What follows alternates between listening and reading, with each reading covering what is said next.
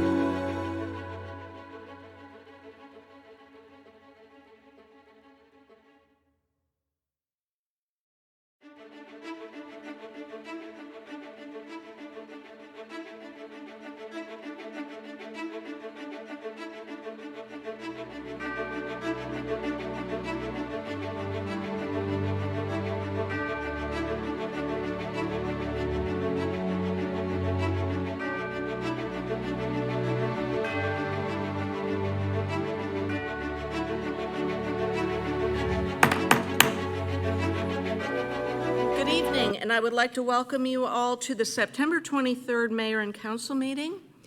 And it is my pleasure to introduce our Cub Scout Pack 1486 Den 5 to come forward and lead us in the pledge. Gentlemen.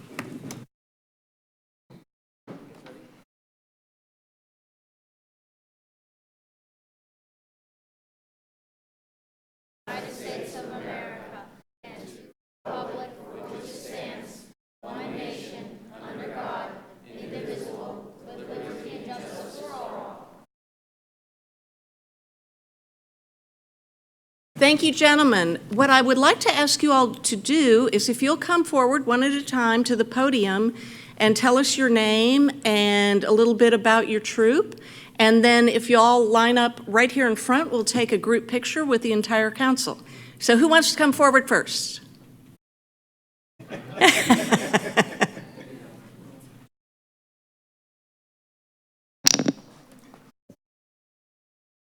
Okay, testing. Okay. My name is Owen, part of that pack. I go to school at Sweet Apple, 5th grade, and I like to eat, sleep, and play sports. Thank you. Next.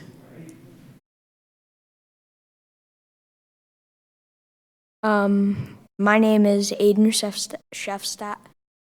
Chefstad, and I go to school at Sweet Apple Elementary. I am in 5th grade, and I like to swim professionally. Awesome. Next.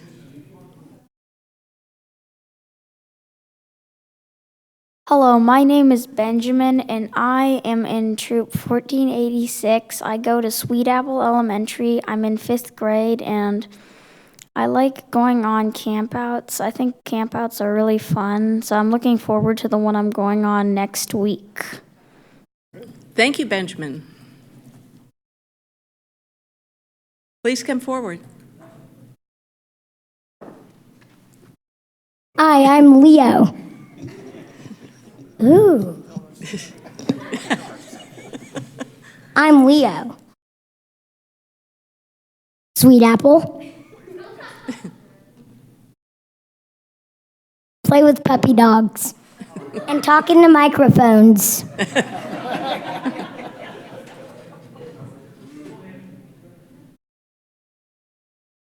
I am Hampton Lewis Rickerson, and I like to play Pokemon Go. And I go to Sweet Apple Elementary School, and I am in 5th grade. Thank you.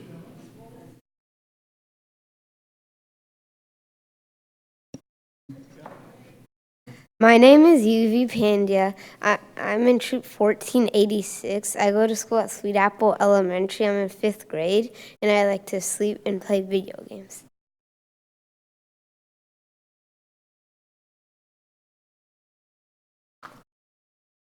My name is Connor. I go to Sweet Apple Elementary. I am in 5th grade, Troop 1486, and I like to play video games in the meantime.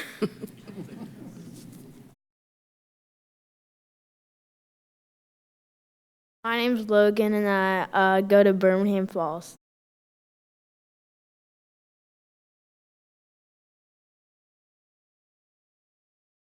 My name's Grant, and I go to Fulton Academy of Science and Technology. I'm in 5th grade, and I like to play football.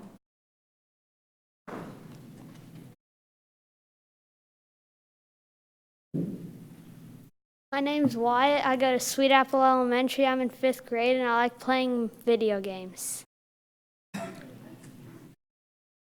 And is there any one of you that can introduce your pack leaders to us?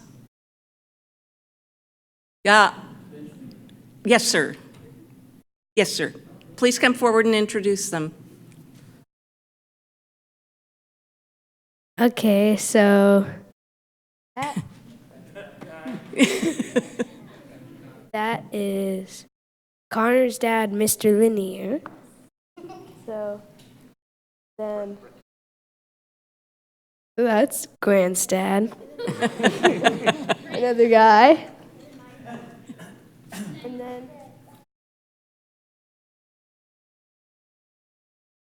Thank you, sir. Let's hear it for this troop. Now, we would love to have a picture taken with you, so please meet us up in front.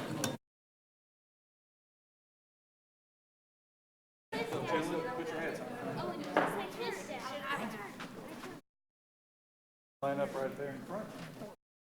Front.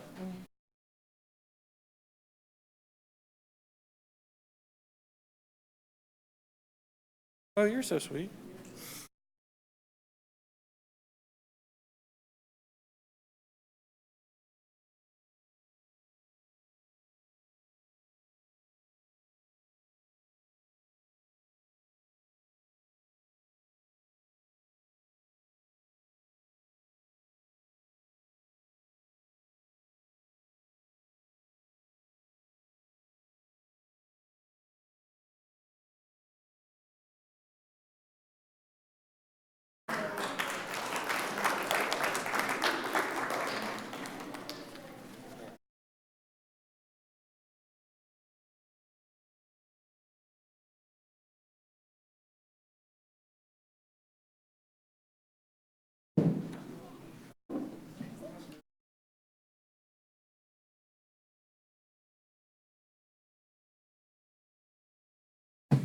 Thank you again, gentlemen. I know that you're working on a merit badge, and I'm not certain how long that you are required to stay for that badge, but please feel free to leave at any time.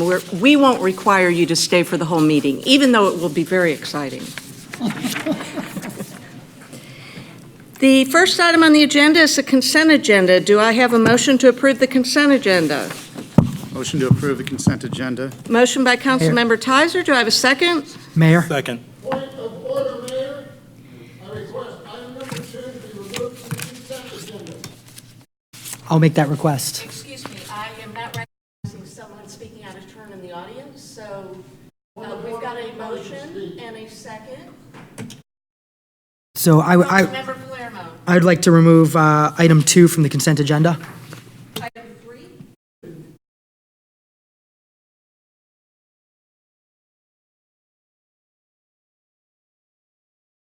Thank you, sir. It is customary to provide me with information on request for removing something from the consent agenda prior to the meeting, and I will automatically remove it. So we've got a motion and a second, and Councilmember Palermo has made an amendment to that motion, which is to remove item 2 from the consent.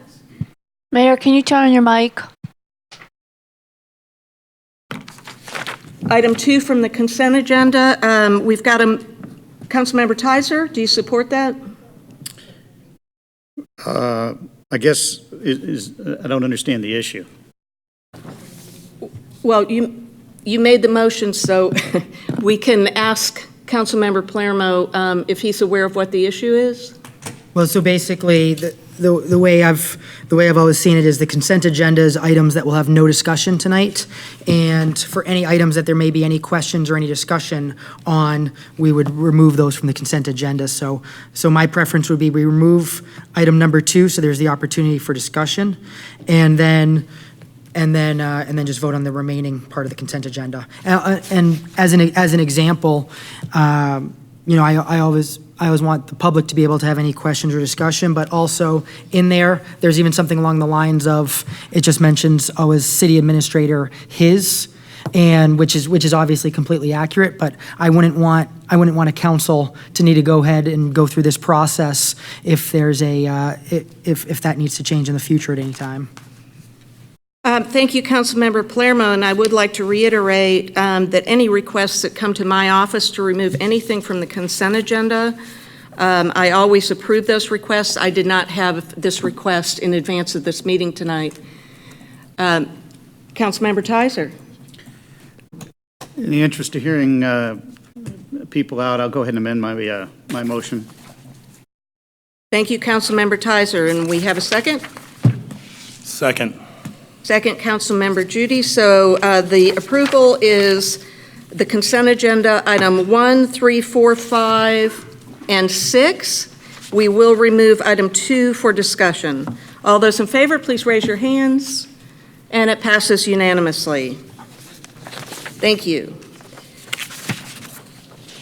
The next item on the agenda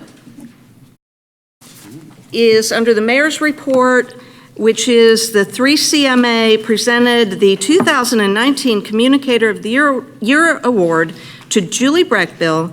3CMA also presented the Silver Circle Award to Derek Davis and Sarday Askew for the video production of the Old Mill Park Restoration Project. And this is really exciting.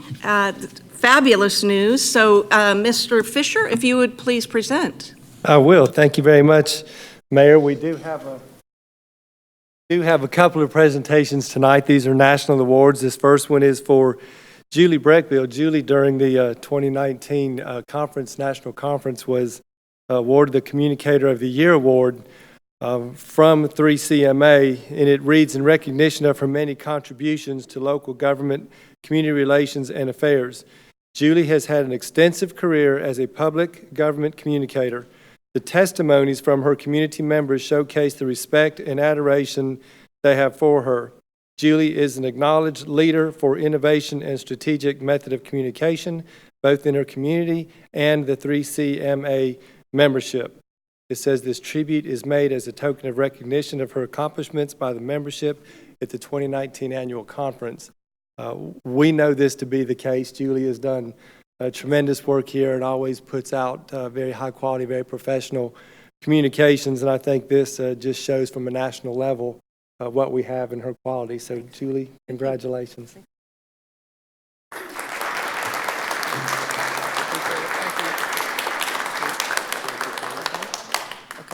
Thank you, Michael. This award means a lot to me because it comes from my peers from across the country. So, but I would be remiss if I didn't mention staff that I work with every day who do such an excellent job for the city of Roswell in everything they do. So they make my job really easy. Thank you. Thank you.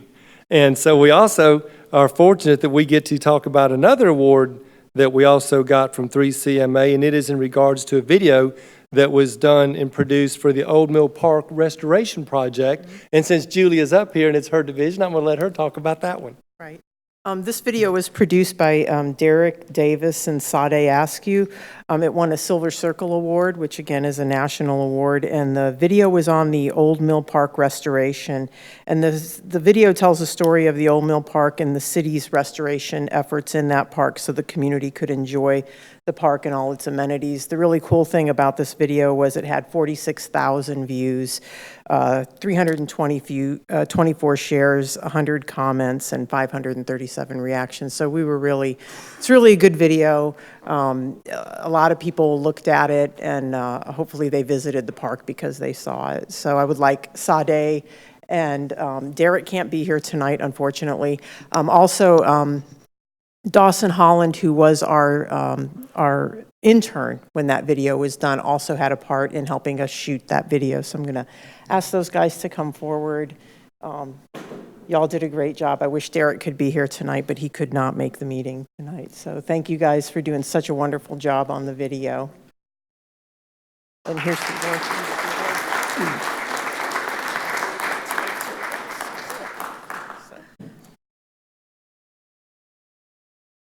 Okay. Sade has to get back in the booth so she can get you the meeting. Thank you all very much for that. We would, before you go back to work, we would love to have a picture with you all. Thank you.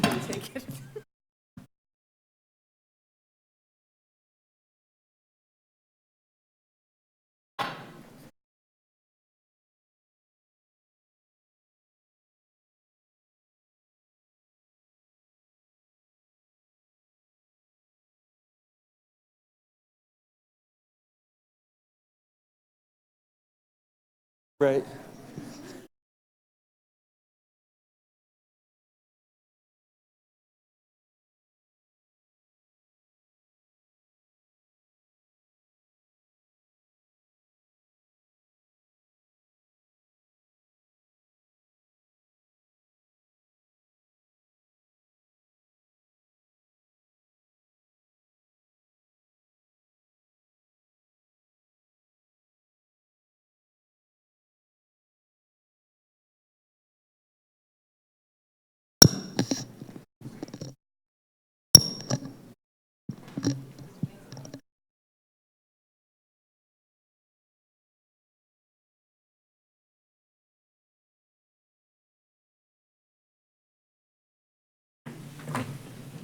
Thank you again to Julie Breckbill and her very capable, competent staff. It's one more example of our Roswell employees winning awards. You know, we get used to winning awards here in Roswell, but let me just tell you, there are a lot of communities out there that don't win awards. So it just gives you the caliber of our staff, and I thank you all because so many of our staff members have received awards, and it's just good to know that people outside of Roswell recognize you and everything you do for us. So thanks again. The next item on the agenda is approval of a Planning Commission reappointment for the Planning Commission, and it's Ronald Bevan. Do I have a motion to approve? Motion to approve Ronald Bevan for reappointment to the Planning Motion Commission. to approve by Councilmember Tizer. Do I have a second? Second. Second by Councilmember Wilsey. All those in favor, please raise your hands, and it passes unanimously. Thank you. Now I will go to item number 2 from the consent agenda, and we will hear that. So if, yes, thank you, Mr. Harner. If you'll please come forward.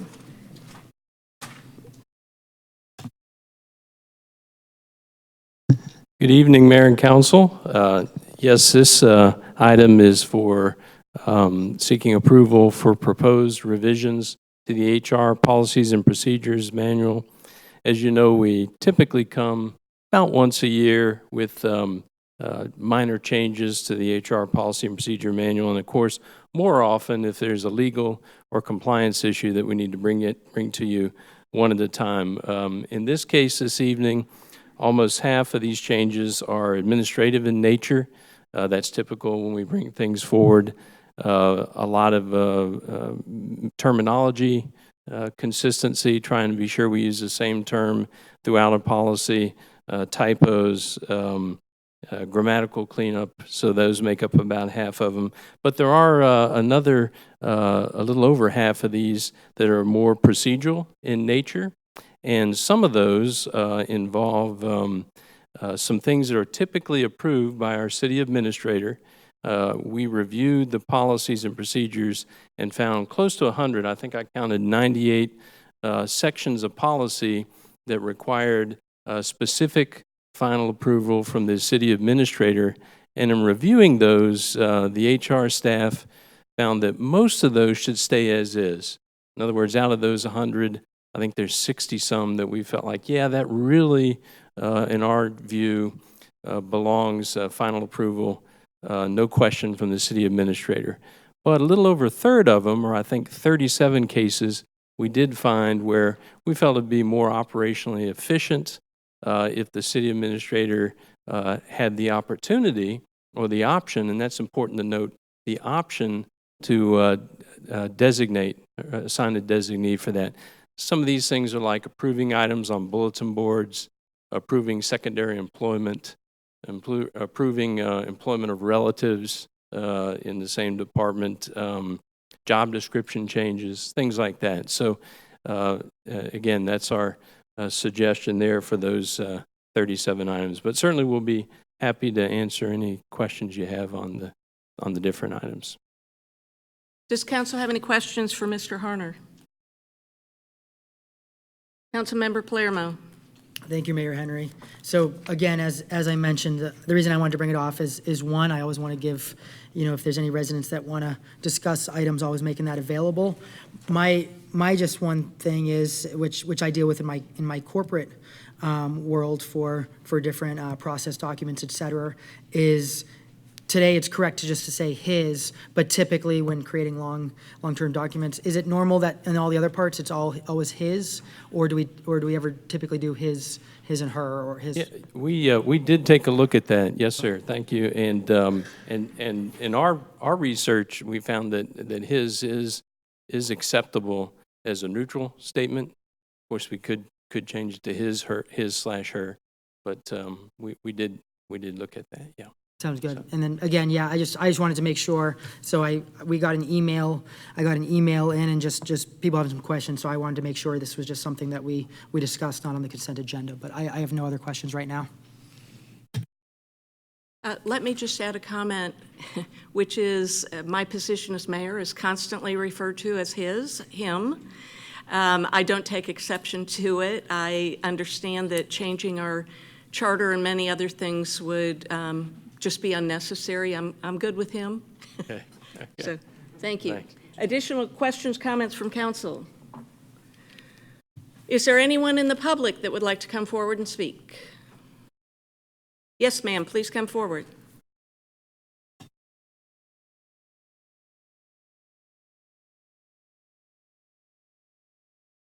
Janet Russell, Roswell resident. Thanks, Mr. Harner, for that explanation. I didn't read every single thing that the city administrator approves or whatever.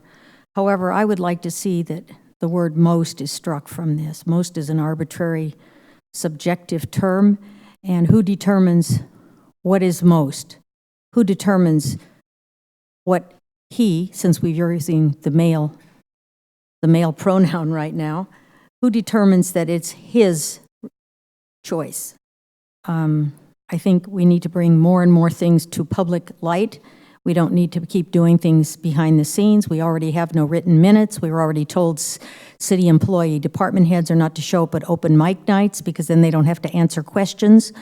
I think we need to keep things as transparent as possible, and I don't like the fact that the city administrator gets to make these arbitrary decisions without review from the council. Thank you. Ms. Russell, I have a quick question for you.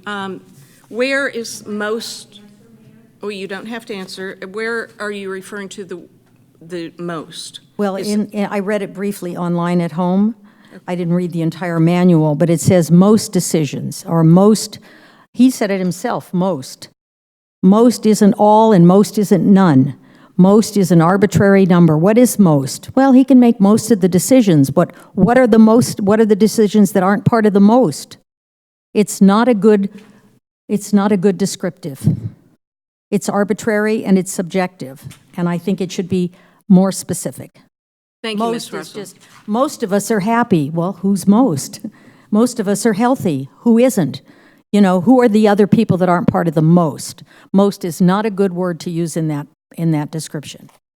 Thank you, Ms. Russell. Is there anyone else that would like to come forward and speak? Seeing no one approach, additional comments or questions from council? Yes, Councilmember Palermo.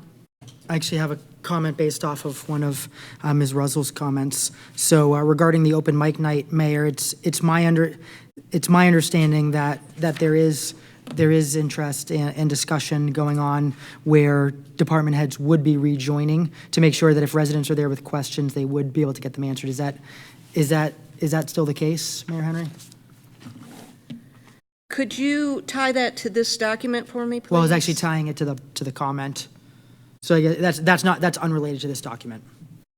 I just wanted to give some clarification based on the resident's comment. I believe that's a little off topic with this employment. Okay, we can take that. We can talk about that separately. Thank you. I just want to make sure. Thank you. Yep. Additional comments from council? Yes, Councilmember Zapata. Thank you, Mayor. Can we identify where the most word is utilized here? Please. And see the context that this word is used. Regarding the word most, the reason I use that is to give some context for how many, again, there's like 98 or 100 sections of HR policy where it says must be approved by the city administrator, okay? And so I may have sped through that or not been clear on that, but most of those we're leaving as is. They still must be approved by the city administrator. So out of the 98 or so instances in HR policy, 60-some or most, we're not suggesting any of that change. But in 37 instances of relatively benign type approvals, they can be approved by others in the city, other senior managers or directors. We're recommending that the city administrator have the option, and instead of it saying approval by the city administrator, it says approval by the city administrator or his designee. So most we're leaving alone. That's where that came in. Sorry for the confusion. Yeah. And my other comment, where are we with the his, her? Are we adding her to his, or we're just leaving his by itself? What is the will of this council to add hers, and what will be the next step to do that?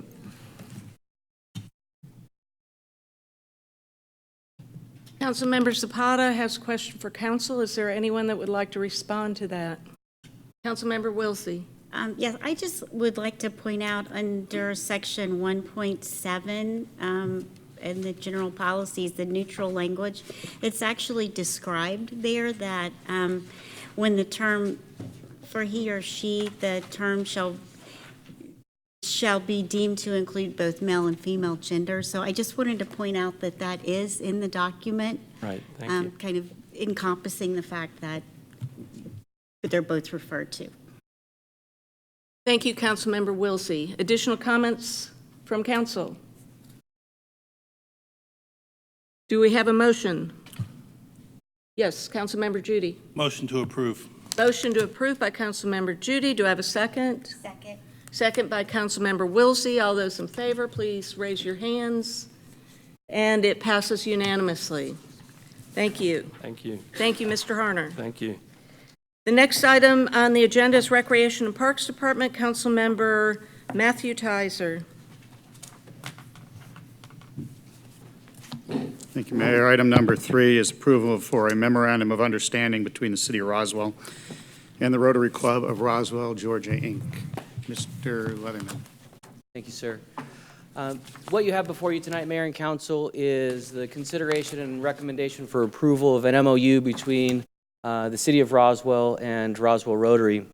Partnerships, by their nature in the city, and especially in my department, are vital to our success. And for about 30 years or plus, we have had a relationship with Rotary where they have provided a variety of services to the community as well as investment in our community. In exchange, they have hosted their meetings at our Bill Johnson Community Center. They do that on a weekly basis, as well as reflected in the MOU. There's a couple of times a year that they use that same facility for some of their events, sometimes a blood drive and other community activities. There's been a desire over the last year or so that we've been working on this to memorialize this arrangement that's been happening for some decades now in this MOU, so that both parties are clear and familiar with what the relationship is, what the obligations of both party are and will be into the future, and in this case up until 2023. In the MOU, you have outlined the agreements as related to the city as well as the commitments to the Rotary Club. Namely the 9/11 Remembrance Day, as well as the Memorial Day celebration that we have out here, alongside of looking at their previous investment into our facilities, which was the Rotary Dream Field. And this agreement recognizes that financial investment that they made into the city and amortizes that over the next 4 years, which would then expire at the same date of 2023, right after December 31st or the first of the year. Again, this is an agreement that we're looking at moving forward, and staff is recommending approval. With that, I can answer any questions that the council may have. Does council have any questions for Mr. Leatherman? Seeing no hands up, I will, before I go to the public, I would like to publicly thank the Rotary Club. They do great work here in Roswell. It's been to our benefit to have them partner with us over the years, and I also applaud you for coming up with this great MOU, because it does clarify. We do get questions now and again, well, why does Rotary get to do that, but we don't get to do that? And this spells it out, and it also spells out the wonderful work that you all are doing in the community. And we do thank you and appreciate that. So, and thank you, Mr. Leatherman, for taking the time and making the effort to memorialize this. And this is something that we can use with other partner organizations as well going forward. So thank you for your hard work. Thank you. I will go to the public now. Is there anyone in the public that would like to come forward and speak? Yes, ma'am.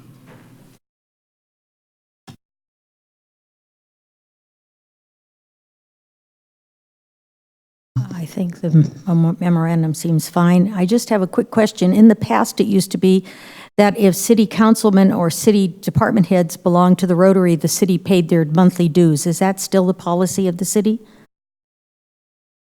I will defer to Mr. Palmer. I do know that my position as a mayor, I have an honorary membership that comes from Rotary. I don't know that the city does pay for dues for any of our department heads. Can you answer that, Mr. Palmer? Mayor, I don't know offhand, but I can find out. We'll get that answer for you. Thank you, because I know in the past it was. Yes. And I'd like it clarified. Yes, thank you. Is there anyone else that would like to come forward and speak?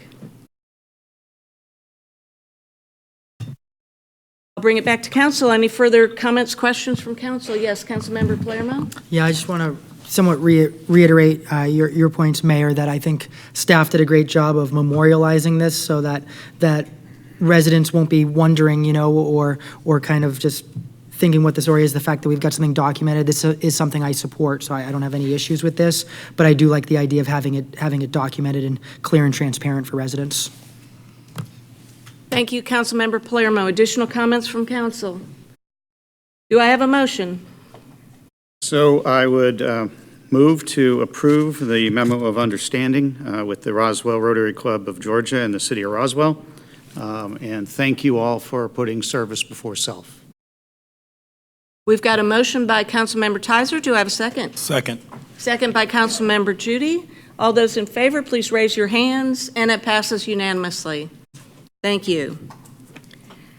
The next item on the agenda are Transportation Department items, and I'm going to ask Councilmember Palermo to call those, please. Item number 4, approval of resolution to apply for the Georgia Transportation Infrastructure Bank grant in the amount of $6 million for the Big Creek Parkway project.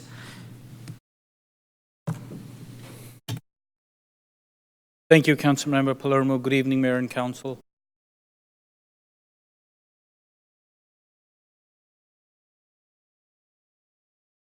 So the first item we have on the agenda for Transportation Department is the Georgia Transportation Infrastructure Bank funding for the Big Creek Parkway project. So I'll just quickly go over the concept of the project since this was recently got talked about at open to public meetings, 2 work sessions, a couple of committees, and a council meeting in a lot of detail. So I'll just go over this one quickly. So our Big Creek Parkway project is funded by T-Splost, and we have the project divided into 2 phases. The first phase 1 is shown on the graphic in yellow, solid yellow line. This is the intersection improvement on Holcomb Bridge and Warsaw. The cost of this phase is $7 million, and we hope to start construction on this one in the spring of next year, 2020. Phase 2 is the solid blue line that starts at the intersection of Old Alabama Road at Holcomb Woods Parkway, goes over 400 with no connections to 400, and then loop around, come down south, and upgrades the Old Holcomb Bridge Road, and then connects to Holcomb Bridge at Old Holcomb Bridge Road traffic signal, and then continues to connect to Warsaw Road. The estimated cost for phase 2 is $37 million. We have that estimated number in our budget, but since the Warsaw connection from the solid blue line from Holcomb Bridge to Warsaw was not studied in detail before, it's not surveyed. So there were some concerns about the cost estimate for that piece to be a little low. So just to make sure that we are able to construct the full project, phase 2, solid blue line, staff's recommendation is to apply for this GTIP grant. So staff is recommending to apply for the grant in the amount of $6 million. And based on previous award, staff is optimistic that the project would receive $1 to $6 million. And if this GTIP funding is associated with the Big Creek Parkway Phase 2, the Georgia Environmental Policy Act permitting is required, which is some additional steps, but not too cumbersome. And of course, any grant funding that we receive would reduce the amount of T-Splost funds that will need to be provided by the city. So staff is recommending approval of the attached resolution. That's a requirement to apply for the grant, and allow staff to submit the grant application. I'll be happy to answer any questions. Thank you. Does council have any questions? Yes, sir. Councilmember Zapata. Thank you, Mayor. So, if this grant is awarded, can you give us the highlights of the main terms and conditions of this grant? So this grant actually comes with no local match, so that's better for us. So there's a very small, minimal, like a couple $100 application fee, but there is no match for the city. And like I said, we have to follow some extra steps for the for JIPA, but nothing too cumbersome. I think it would definitely worth the extra money we could get. Thank you. So a few extra steps is well worth $6 million. Yes. It's not one of those very cumbersome, long, expensive steps. Well, I would do a lot of work for $6 million, so. Agreed. Thank you to staff for finding these opportunities. Are there any other comments from council? Councilmember Palermo? No comment, just Oh. a motion when you're ready. Well, first I'd like to take it to the public. Is there anyone in the public that would like to come forward and speak? Yes, sir, please come forward.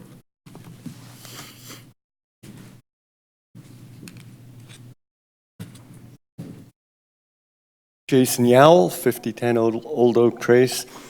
At the last city council where this was presented, I was I asked what the status of the BRT station was and why it wasn't going to be put on there, and I was told that that's because there was not going to be ramps for the express lanes going to it.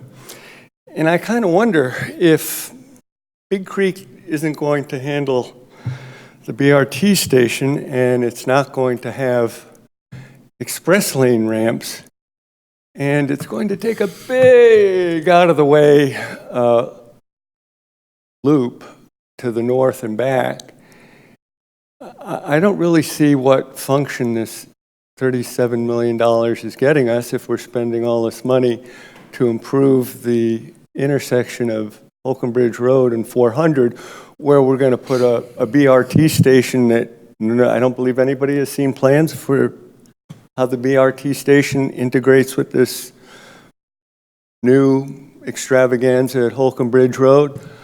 I thought the whole purpose of Big Creek was to take traffic away from Holcomb Bridge Road, and here we're putting money to bring traffic back to Holcomb Bridge Road. And we've got these express lane ramps going to a road that's going to be to the south of Holcomb Bridge Road. But if we're not going to have ramps for the BRT up there, we're just going to be putting more pressure on the south, which is going directly into neighborhoods, whereas this is going into a commercial area. I just don't see what the utility of this is. Now, if you were going to come, instead of skirting the outskirts of the Kimberly-Clark property, which you got to buy anyway, and you came more directly straight through and over the top by their lake, you could probably make a deal with them because it's going to be a functional improvement to their property to make it more attractive to develop, but you also have the ability of horse trading with them. You can say, well, instead of us paying you for this right-of-way, we're going to give it to you. But wait, there's more. We're going to let you build 6-story buildings and give you more density because, after all, isn't that what everybody's been talking about? We want more office development, and here's an opportunity to cut costs, increase potential future revenue. But the way this is, I don't see what it does. I see this being a $37 million boondoggle. I could take $37 million and spend it in the city and give you things that would really make life better for everybody. Basically it's a glorified bicycle route with a couple of traffic lanes. It doesn't have any functionality. No one's going to take that to avoid the traffic on 400, especially if 400 is going to work so great because we're spending all this other money improving it, which, I don't know, it's working pretty good right now. We just spent a bunch of money on that corridor, and I don't avoid it like I used to because the traffic actually moves. But putting a BRT station and having the express lane ramps to the south, all that traffic that gets off there is still going to come north. They're still going to impact on Holcomb Bridge Road. I think the whole thing is just so poorly thought out. I can't even believe it's being, $37 million. Wow. That just blows my mind. That's all I got to say on this. Thank you for your opinion, sir. Is there anyone else that would like to come forward and speak? Seeing no one approach, are there further comments, questions from council? Yes, Councilmember Judy. Mohammed, I believe, just to clarify, because I've heard this a few times now, the reason why we are going behind Kimberly-Clark is because we have a easement through there that we are not buying property behind Kimberly-Clark, correct?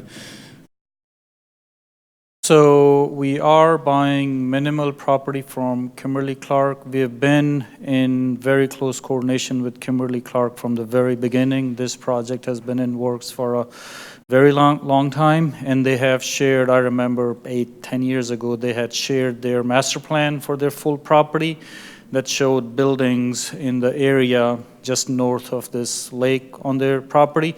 So they have plans for that, and yet they didn't want, of course, a public street going through their property, but they would very much appreciate the road, the new road going abutting, touching the outside of their property. This would be their preference too, and of course, buying land to go through a parcel like that would have been very, very expensive. So that's why we are kind of along the property line, but we do need some land from Kimberly Clark. Correct, and they were not open to putting the road through the middle of the campus. No, not through their campus. It's all We private did talk property. to them though, correct? Yes, we have had numerous conversations with them. Thank you. Well, and I would also like to add to that, we have worked very closely with Kimberly Clark. They are a very important employer here in the city of Roswell. They do have their campus master planned, and when we passed the ordinance for the taller buildings at the 400 and Holcomb Bridge interchange, Kimberly Clark is included in that. Kimberly Clark right now has a great deal of rental property throughout the city of Roswell, I believe some in Alpharetta, and their plan is to build out their campus to locate all of their facilities on this campus. So they do have plans. They work closely with us, and they are very much looking forward to what we have planned here. The other thing I would like to mention has to do with MARTA. MARTA does not have any funding for anything. BRT will not be a reality unless MARTA can locate funding, and that could be in the form of a referendum. Excuse me. The commissioner and the governor have pledged to look for funding opportunities at the federal level for MARTA, but right now we don't have any plans for MARTA because MARTA doesn't have any money. They're not certain where they're going to be and what they want to do. However, GDOT is trying to accommodate them for future plans. So MARTA did say in numerous meetings that their preference would be locating close to Holcomb Bridge Road. But other than that, we do not have any plans for MARTA. They don't have any plans for us, and that's a conversation that will take place in the future. Are there additional comments or questions from council? Yes, Councilmember Palermo. Thank you, Mayor Henry. I just want to add that currently there's one way over 400 and one way under 400. We're looking at adding 2 ways over 400, and something I've learned from RDOT is just that creating additional veins in the system is how to really help out and make things more accessible. And I think we're looking at some great opportunities here to really connect Roswell and give different choices and opportunities for how to get from one place to another. Additional comments from council? Do we have a motion? A motion to approve. Motion to approve by Councilmember Palermo. Do I have a second? Second. Second by Councilmember Tizer. All those in favor, please raise your hands. And it passes unanimously. Thank you.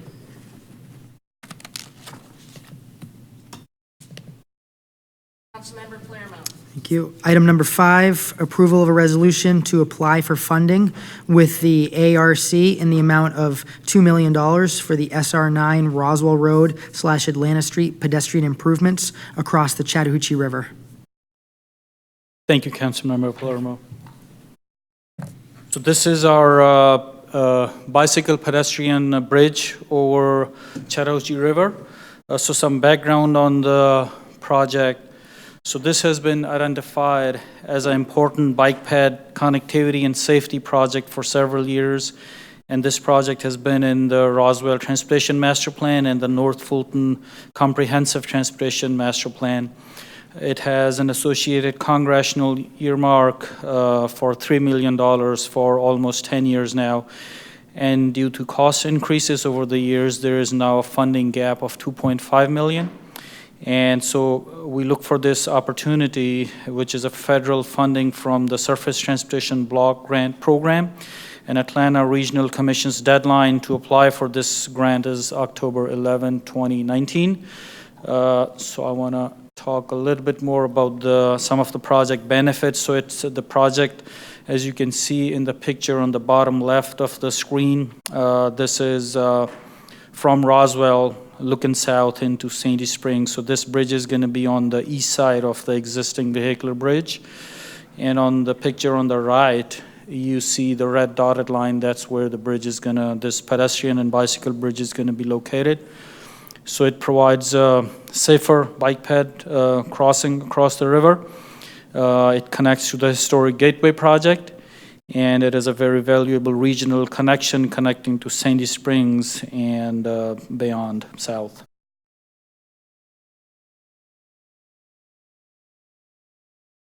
So the request, the suggestion is to apply for this ARC grant for $2 million in federal funds, and it requires an 80-20 split. So it needs a 20% local match, which would be $500,000. And we already have an existing intergovernmental agreement with the city of Sandy Springs, it would require, which requires a 50-50 split of all local costs. So for this application, both Roswell and Sandy Springs would have to commit to provide the additional $250,000 at the time of construction, which is anticipated to start in 2022-23. So it's a lot of numbers, but the little matrix on the top you see is the existing funding scenario. So we have this $3 million earmark, and some of it we have already used for design purposes. And based on the IGA, the local match 20% is split 10% each for Roswell and Sandy Springs, so $322,000 for Roswell and Sandy Springs. So with the shortfall in the funding, if we do not get this grant, Roswell's portion could go up to $1.5 million. So that's why we're suggesting to apply for this ARC grant. And if awarded at $2 million, Roswell's share would, and with Roswell's $250,000 match, Roswell's total share toward the project would be $572,000. And the total cost of the project is $5.7 million. So staff's recommendation is to approve the attached resolution, which is required to apply for this grant to show support in the funding commitment by both cities and allow staff to submit the application. And the $250,000 match in the Sandy Springs has already been approved through their mayor and council. Thank you, sir. Does council, yes, Councilmember Tizer. Thank you, Mayor. I just want to make sure that I'm clear that the matter before us tonight is approving a resolution to apply for this grant. Yes. This council, I believe, has already approved the project itself. Is that correct? Yes, it has been through several steps in its life. Thank you. Additional questions from council? Is there anyone in the public that, yes, ma'am, please come forward.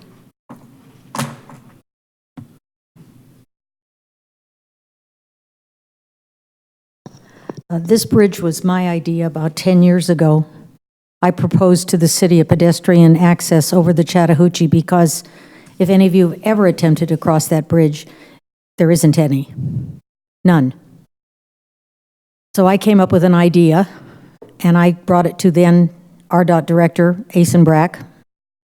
Simple one. I had seen it on an island in the Bay Area where I was visiting, and he listened, but not really. And I remember when you approved, first of all, $50,000 for the initial design plan. And I don't know, Mr. Ralph can probably tell us when this project actually started, but now we're $2.5 million over cost, from the original price. When something takes 10 or 12 years to build, of course, prices go up. And now we have to apply for a grant to complete a project that shouldn't have taken this long.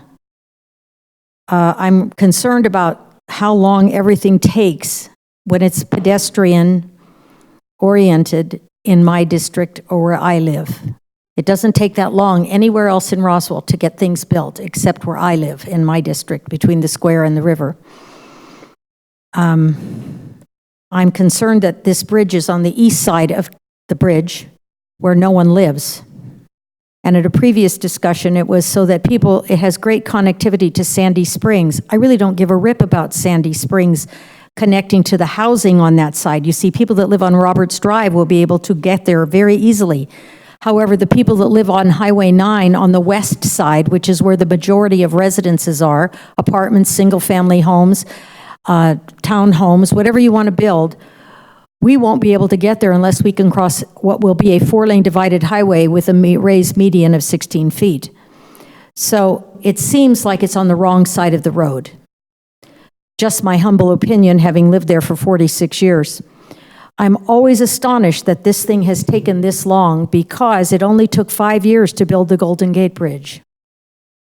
Think about that. 5 years to build the Golden Gate Bridge, and we're looking at 10 years to build a pedestrian bridge across the Chattahoochee.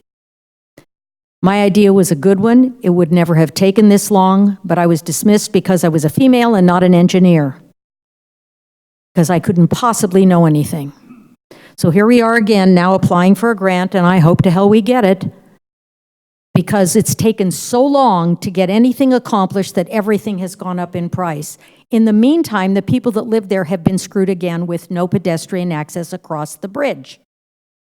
What's going on with people in this town acknowledging that people walk? People do walk other places besides Canton Street with a glass of booze in their hand.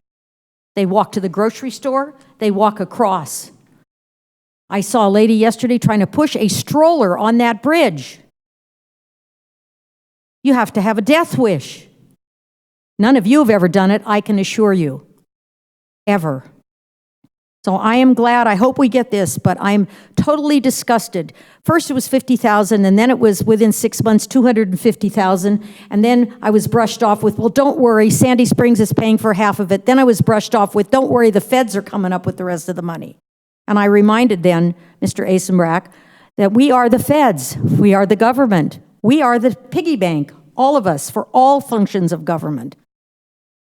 So here we are. How long has it been? Mr. Roth, I'm sure, can tell us when this project started, but now it's 2023 maybe. It will be 15 years before this pedestrian bridge can get built, but they built a gorgeous one going over there to the amphitheater in Sandy Springs in about 2 years.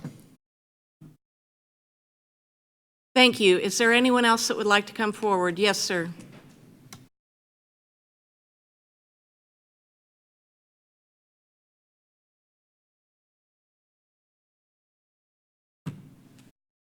Well, I agree with Janet that it's on the wrong side of the roadway. Please identify yourself. Oh, Jason Yowell. Thank you. I agree with Janet that it's on the wrong side of the roadway. If you're going to put a pedestrian bridge next to a vehicular bridge, it doesn't take a lot of thought to go, where's the picture postcard view? And the picture postcard view is to the west, not the east. But, you know, it looks like this is going to be a freestanding bridge. I don't know why it's not attaching to the existing structure. That would certainly make things less. I don't know why we're splitting the cost equally with Sandy Springs, considering we have a lot more appeal for people from Sandy Springs to walk to than they do for us to walk to. I see this being something Sandy Springs should be paying for. And I understand the reason it's on the side that it's on is because that's where the sidewalks are in Sandy Springs. Why do we care where the sidewalks are in Sandy Springs? I mean, this is just such bad design from beginning to end. Besides the fact that I wouldn't put a pedestrian bridge here. I'd put a pedestrian bridge from Don White to Island Ford, suspended from the pylons of 400, which would be a lot cheaper, a lot less environmentally intrusive, and would be a lot more attractive to people in Roswell, because people in Roswell want to go from park to park, not from park to parking lot. That, I don't know, other than Janet, who from Roswell is going to cross that bridge to go to Sandy Springs on foot or by bike? Not me. Why? I mean, the whole thing is just so poorly conceived, as so many of these transportation projects in Roswell are. The difference between me and I think most people in this room is that when it comes to infrastructure, I've actually paid my own money to put infrastructure in. And I'm always looking at what's it going to cost, how do I get the biggest bang for the buck, and how do I make it look good and functional and not break the bank. But in Roswell, it seems like, well, we got an open checkbook.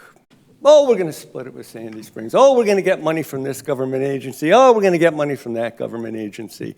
I think it's irresponsible. Just bad design, a lack of concern for spending money. It's just mind-boggling to me. Thank you. Thank you, sir. Is there anyone else that would like to come forward and speak? Yes, sir.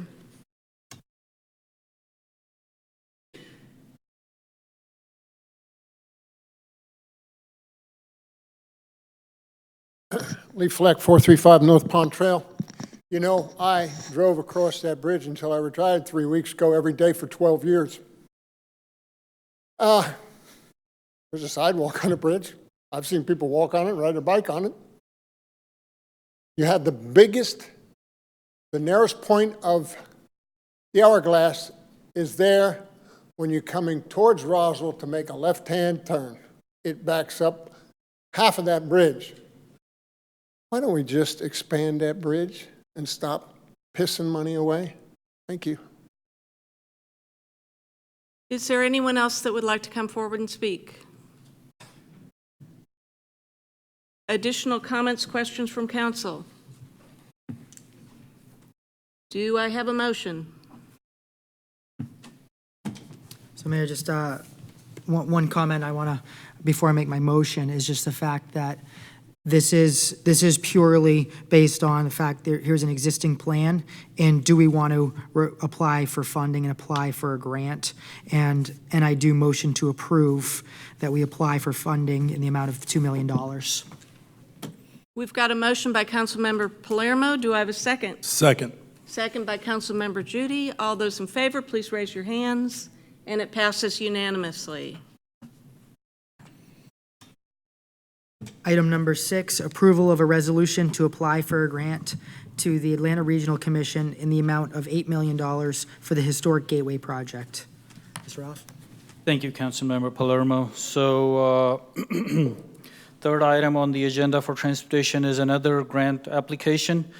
This one is for our State Road 9 Historic Gateway Project.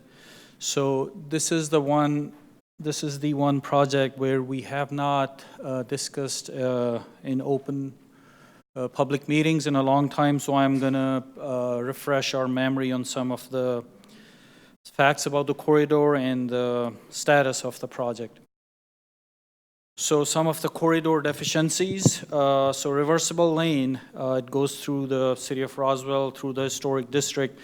It's a 3-lane section, and the lanes are 12 feet or more wide.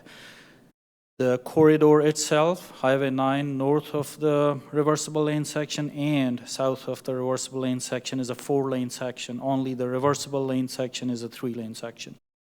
And this reversible lane section has 2 lanes in the peak direction. So when we talk about traffic, the traffic already has 2 lanes in the peak direction, which is southbound in the AM peak hours and northbound in the PM peak hours. The system, the reversible lane system, the displays and the controllers that run the system are very old, and they break down quite frequently. And whenever that happens, that takes a lot of time and effort from Roswell PD and Roswell DOT to fix. The current corridor, it's over a mile long, and it does not have any pedestrian crossing opportunities. There is a total of 13 bus stops along the corridor on both sides. There is inadequate bicycle and pedestrian accommodation along this corridor. There is utility poles in the center of the sidewalk that exist, and the sidewalk is at no place, it's 5 foot wide, it's mostly less if it exists at all. The intersection of State Road 9, Riverside, and Azalea, and that's one of the most dysfunctional and unsafe intersection in the city for many years. There is no room to improve or add more to any quadrant of this intersection. And it's a very heavy bicycle and pedestrian corridor, so there's this bridge on the Riverside roadside, which has very narrow, like 2-foot area where pedestrians could walk if they wanted to.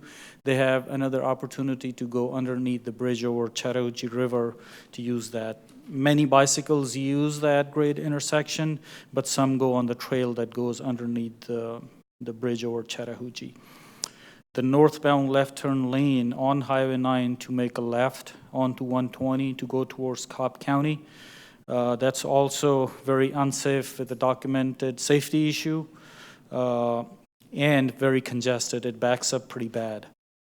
So, and there's a lot of safety concerns about this corridor. So we compiled some data. This is a 10-year crash history from 2009 to 2018. And these numbers are along the reversible lane section, at the intersection of State Road 9 and Riverside Azalea, and the accidents involving the northbound left turn on 9 at 120. It does not include rest of the intersection involving the other movements at 9 and 120. So basically these top 3 bullets are the areas or elements that get improved by the proposed project. That's why we only included the accidents involving those segments of the project. So based on those, in the last 10 years, from 2009 to 2018, the yearly average is 114 crashes in a year. That's a crash every 3rd day on this corridor or at the intersection, and with 47 injuries. So that's an injury almost every week on this corridor or at the intersection. From 2007 to 2009, so 3 years, we compared the crash numbers with the GDOT statewide average, and we have a 247% more higher crash rate on this corridor, and 208% higher injury rate than the statewide averages. So some of the corridor facts: in the reversible lane section, there is about 30,000 cars on a typical workday. To the north of it, in Roswell, it's about 35,000 cars, so north of Highway 120, where if you start counting the cars coming off of 120, it's about 35,000 cars. To the south of the river in Sandy Springs, it's 37,000 cars, because now you're adding the cars coming off of Riverside Azalea. 65% of the trips on the reversible lane corridor, they originate or terminate within the city of Roswell. And that's coming out of the most recent 2017-28 North Fulton Comprehensive Transportation Plan document. So GDOT's attempt to, so these are all known problems, there is no surprises there. So GDOT attempted to improve this corridor in the 90s, and they were going to do it their typical way, which was not acceptable to Roswell. So Roswell said no, so they left town until Roswell started its current efforts in the late 2000s. We went through some very extensive public involvement process and reaching out to a lot of organizations. I have lists, like 2 pages of the list, where we got public and different organizations involved in 2011 and 2012. So the concept got approved and the design started back in 2012. This was, of course, approved by the council and with the public input, and the majority of the public supported all elements of the project.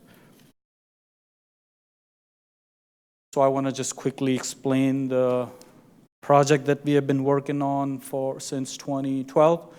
So I'll start from the right side of the screen, of the graphic. So you see the Chattahoochee River and then the bridge over Chattahoochee. So the project starts immediately as you come off the bridge over Chattahoochee. So we grade separate this intersection of Riverside Azalea, and the Highway 9 starts going a little up after you come off the bridge over Chattahoochee. So that goes over, there is still a traffic signal, but with only one side street and much fewer phases, like much fewer vehicular movements, so it works a lot more efficient. So we grade separate that intersection, which sounds massive, but if you look at the 4 quadrants of this intersection, on the north, if we consider Highway 9 as north-south, in the northwest quadrant, there is a cliff with the apartments on top of it. On the southwest corner, there is the river. On the southeast corner, there is mill ruins. And in the northeast, there is national parks. So this is like the most physically restricted intersection in the city of Roswell. So any at-grade improvements like adding turn lanes to improve those safety concerns is just going to impact all 4 quadrants. So that's why a grade separation solutions was selected from a long list of different alternates and options that got looked at. So the current grade separation option basically impacts only one of the 4 quadrants, which is the northeast quadrant. That's the national park side of it. So we bring all turning movements that are currently at the intersection and move them to the east at that roundabout that you see on the Riverside Azalea. That's where all the turning movements are happening. It's not the most convenient solution. It's not the most quickest way to go around, but this is definitely the most safest way to get around. And this is a safety improvement project more so than anything else. So then if you start going north on the corridor at the bottom of the hill, you would see there's a wider median, about 17 foot wide.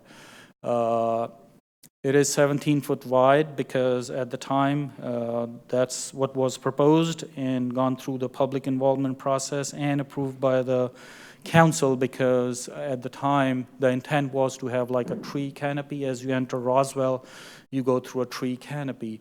So we have already a beautiful national park on the right side as you're driving into Roswell. But on the left, as you enter, so you see the beautiful national park on one side, but then you see 4 lanes wide pavement. So I guess the intent, as I understood it, was to have large trees. And to have large trees, this is the minimum width of the median that we must have per GDOT standard. So have the national park on one side and then have a row of tree in the median, so you get a proper tree canopy, and then you block the view of the pavement, 2 lanes that are going in the other direction. The tree trunks, they block the view of the other lanes of traffic. So you see 2 lanes of pavement with national parks on one side and trees on your other side. That was the intent as I understood it. So further, go up north, where you see that red dotted line, that's the project we call Top of the Hill. So this is where we have the narrow median is 4 feet wide with the breaks. It's our historic district, that's why we have breaks. So we have the 2 roundabouts here.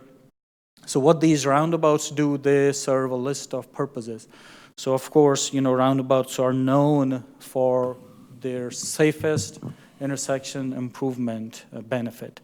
So all the turn movements, it's fewer conflicts for the vehicular traffic. They provide much safer pedestrian and bicycle crossings. And these 2 roundabouts are tied with a very narrow median, so we do not allow any left turns out of the driveways between the 2 roundabouts. Every vehicle exiting between the 2 roundabouts, they'll have to make a right turn, go to the next roundabout, make a U-turn, and then go. So that's the safest possible operation where you are not making any unprotected left turns. Another reason for these 2 roundabouts is, so yes, the roundabouts take a little bit more right away where they are constructed, but it's a much less impact to the adjacent properties between the 2 roundabouts, because if you notice, there is absolutely no turn lanes between the 2 roundabouts. So it's less of an impact to the abutting properties overall. And then If you continue north, the project provides a second left turn lane, northbound left turn lane, to make a left onto 120. So now going back south end of the corridor, when you come over the bridge, it's going to be much easier to continue straight versus making a right to that roundabout. And improving the north end of the corridor so that encourages more and more traffic to basically stay on the state route system if they're just going through the city. So I have some more details at the bottom, 11-foot lanes. So currently they are 12-foot.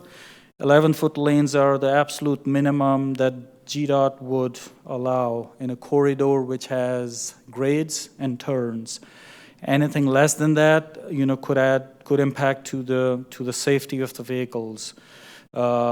We still have made, knowing this is our historic district, we have made requests to GDOT at staff level, and they have said no. They cannot live with any less lane width than the 11-foot.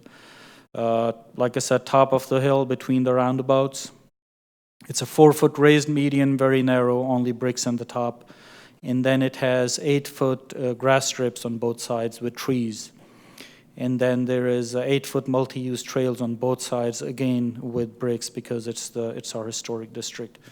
Going back on the right bottom side of the screen, the bottom of the hill, again, we have 11-foot lanes and we have the wide 17-foot wide raised median. And again, we need that to have larger trees. And then 8-foot wide multi-use path on one side and a 5-foot wide sidewalk on the other side. And the 5-foot sidewalk on the west side of the road does not continue all the way to the Riverside Road because of the cliff that sits in that corner. It would be terribly expensive to do anything to that cliff with the apartments on the top. But we do provide a crossing of Highway 9 where the sidewalk ends for pedestrians to go to the other side, which is the east side. And that's where the trail on the east side at the south end of the project is extremely important because that trail connects all the bus stops along that south end and the pedestrian traffic that's coming from the west side of the street also needs that. And then this trail continues to connect into the other pedestrian bridge we just talked about as part of last item. So that's on the same side of the Highway 9 where the trail along this corridor is. So it fits in perfectly with that. So very quickly, the status of the project. So when Roswell started this project, committed to do concept and design, we are at 60% design. And when Roswell is done with all the concept and final design work, the total cost to Roswell would be $6 to $7 million.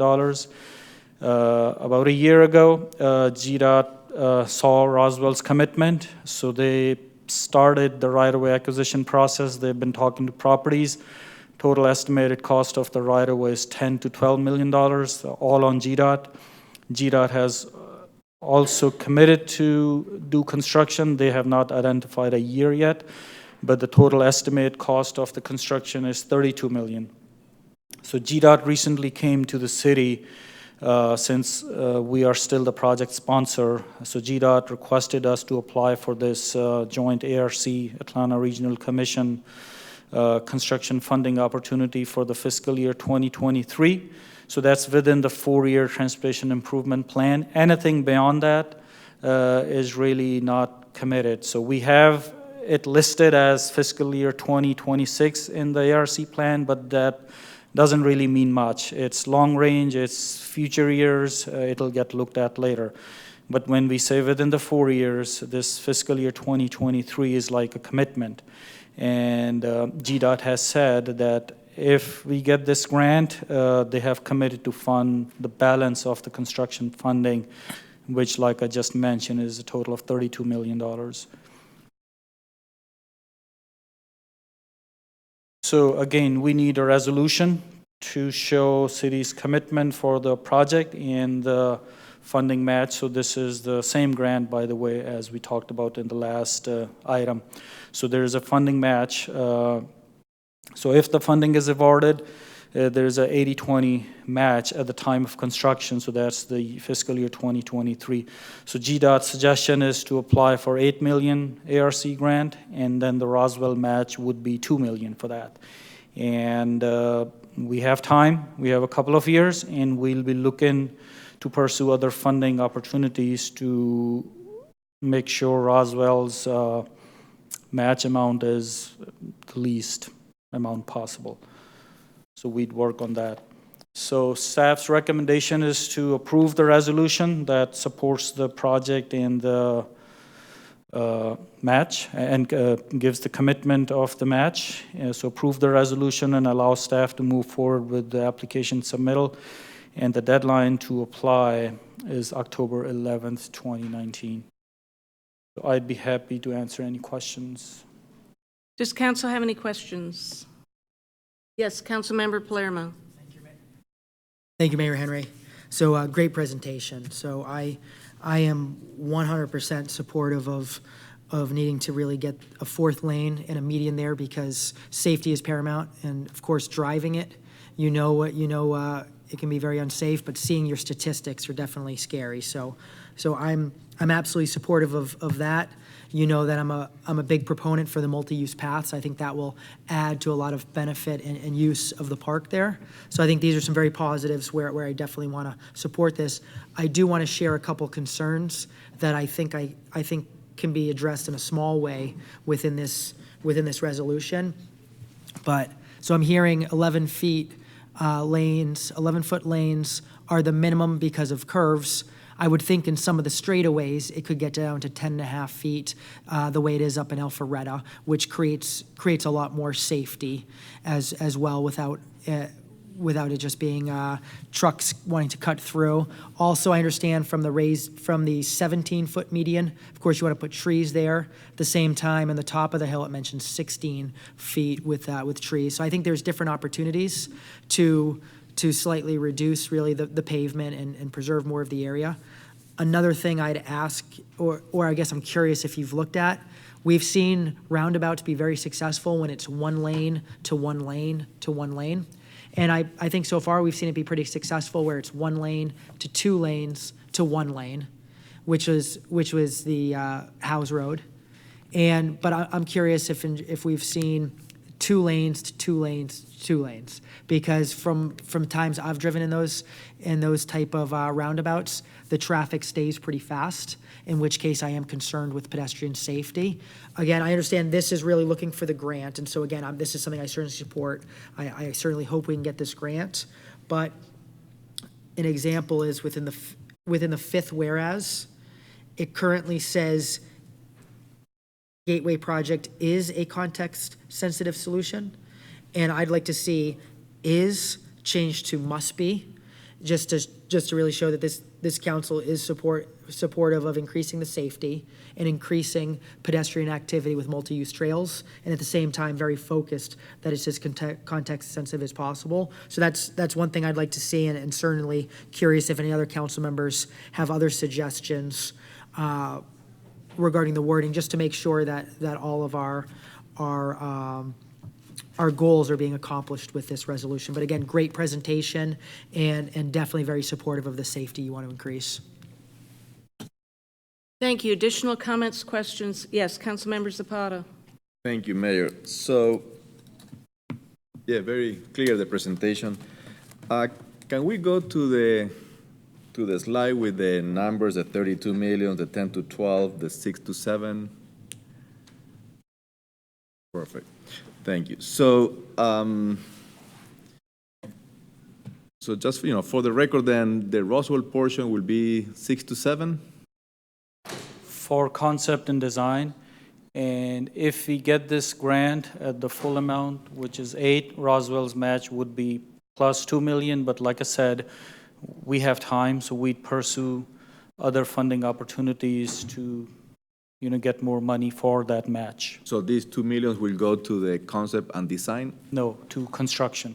To construction, yes. Okay. So my other question is, well, let's move to construction. I see $32 million. is this the GDOT part, or this is the total cost of construction? Can you clarify a little bit about this? This is the total cost of construction. Okay. 32 million. So what GDOT is trying to do is what we try to do every day is cut their costs. So 32 minus the 8 if the grant is approved, also minus the 2, which would be the city's match. So 8 and 2 is 10. So remaining for GDOT would be 22 million. And again, please understand, these are estimated numbers based on 60% design. So then those 22 millions, assuming that the grant is awarded, then these 22 million have to be paid by GDOT? Yes. Okay, so my next question is this fully funded, the 22 million for GDOT? So what GDOT is saying, as I mentioned before, actually that's the last bullet on the current slide. So if we get this grant, GDOT is committing to the remaining. So the answer now, they don't have this allocated for this project. GDOT does not have the 22 million. It's right 4 this years minute? away. Okay. So it's not fully funded, the construction? No, as of today, no. Okay, good. Yep, perfect. And then back to the right-of-way, the 10 to 12 million, that is also a split between GDOT and Roswell? No, that's 100% GDOT. Okay, and GDOT is fully funded for the right-of-way? Yes. Okay. So the only portion that is not fully funded today is the construction? The 32 million? Yes, and also our 6 to 7 million, we haven't spent that. Okay. So we are still in process. Like I said, we are at 60% design. Okay, great. Thank you. Additional questions from council? Councilmember Wilsey. Yes, I just want to say I do agree with the comments that were made by Councilmember Palermo regarding the design of the road. It's an essential, very important project for many reasons to improve traffic congestion as well as safety on that stretch of the highway. I do think that the design of the road really impacts a lot of things, including, how it's used by cyclists and pedestrians, as well as the kind of economic development and businesses that it attracts. I do think that within the existing design, there are some things that can be tweaked, I think, to make it a better project. So I would support those changes to the resolution, just to imply that, there are some improvements that can be made, and actually to do it in 2 places. In the same whereas, have determined that the historic gateway project must be a context-sensitive solution to the Roswell transportation network and must be designed to provide significant pedestrian and vehicular safety improvements, et cetera.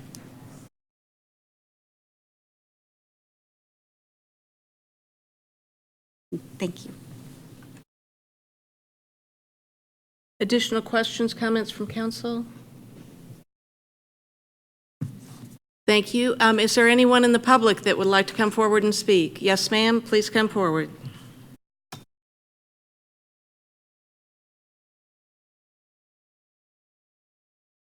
Mohammed, for your clear description. I'm Janet Russell. I served on the Historic Gateway Committee for 15 months, twice a month for 15 months. A long time ago, it seems. So I just want to correct a few things on this project. I'm sorry. This is not the best idea for this road.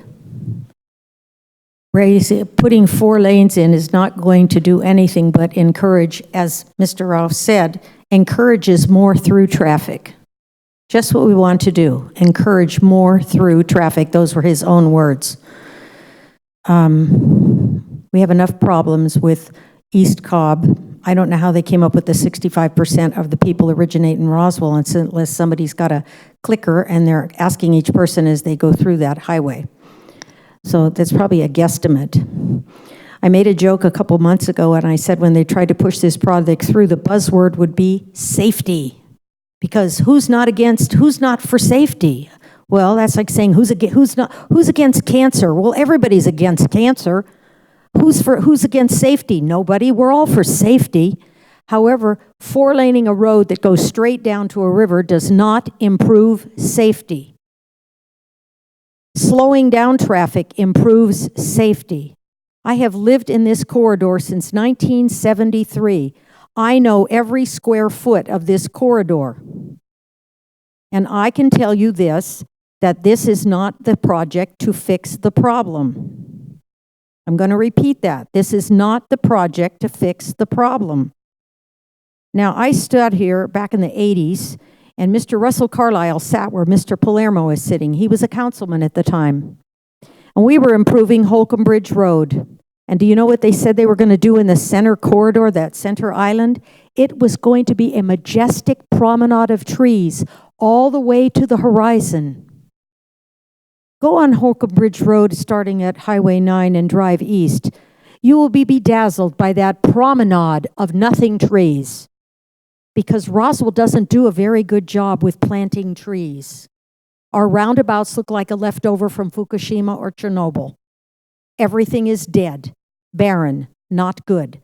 What they say they're going to do, it doesn't happen. I don't know if it's because Roswell's so cheap or if they don't do good design plans. But please don't tell me that the park is on one side and we're going to have this promenade of trees, because it's not going to happen. What they fail to tell you is they're going to go 60 feet into the national park and clear cut the trees. 60 feet. And that the road will be as wide as it is in Sandy Springs on the other side of the bridge. Now, we just paid thousands of dollars to a historic assessment consulting company that identified this entrance as the most unique and beautiful entrance to any city in metro Atlanta. And what we're about to do is destroy it for the sake of those cut-through traffic. 3 roundabouts in a mile. Now, a single-lane roundabout's bad enough, but now they're going to be 2-lane roundabouts. Do you know the footprint of a 2-lane roundabout and how big it is? Not pretty. There are just too many negatives. The roundabouts are right at MARTA bus stops. Please don't tell me that you can go through a double-lane roundabout to cross. I dare you. Let's try if you're pregnant or elderly. It isn't going to happen, so there's no pedestrian safety access going to happen with this plan. There has been virtually no public support of this project. I have been at most of the meetings. We haven't had any for a few years, so a lot's happened in a few years. All I can say is this is the wrong plan for this project. I'm going to repeat it. This is the wrong plan for this district. For those of you who are none who don't live in this corridor. I do, as do the people I know who live around me, and we all agree this is the wrong plan for this district, for this corridor. It does not solve the problem. It will make it NASCAR downhill, because nothing is safer than if you want to go north and you'd make a right turn to stop and make a U-turn at a split median to go back north. Nothing safer than a U-turn on an uphill, right? No, it's a bad project. It will destroy this corridor, and it will make us, well, we could be Sandy Springs. Boy, that's something to aspire to, isn't it? There are other things that can be done to enhance this project, and one of them is changing the timing of the lights at the river. By the way, you know where he said the sidewalk wouldn't go down all the way to Azalea Drive? People live right there in the apartment complex. There's a MARTA bus stop right at the corner of Azalea and 9, and yet there won't be a sidewalk to get to it? So much for pedestrian access. This is all about moving cars and tractor trailers through the city. Thank you. Is there anyone else that would like to come forward and speak? Yes, sir.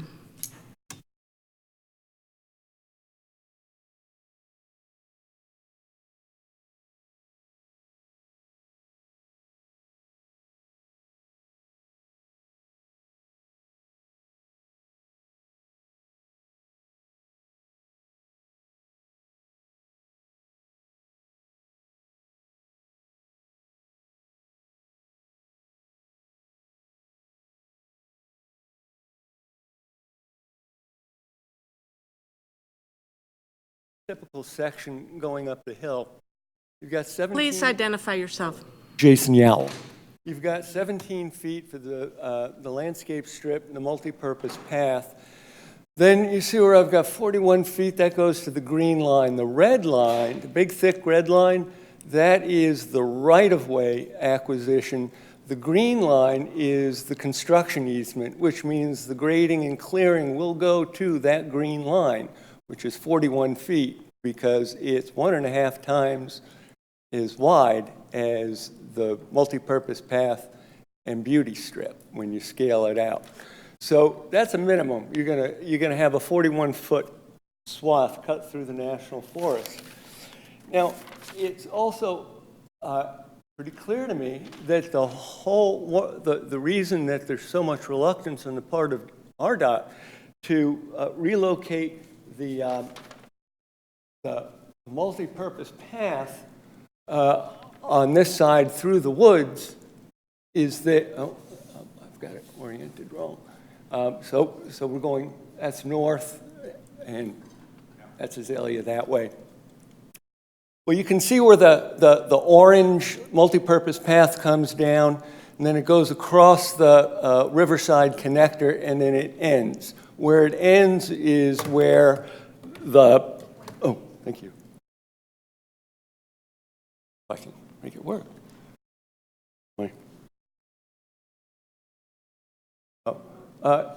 Where it ends is where the pedestrian bridge is projected to go on.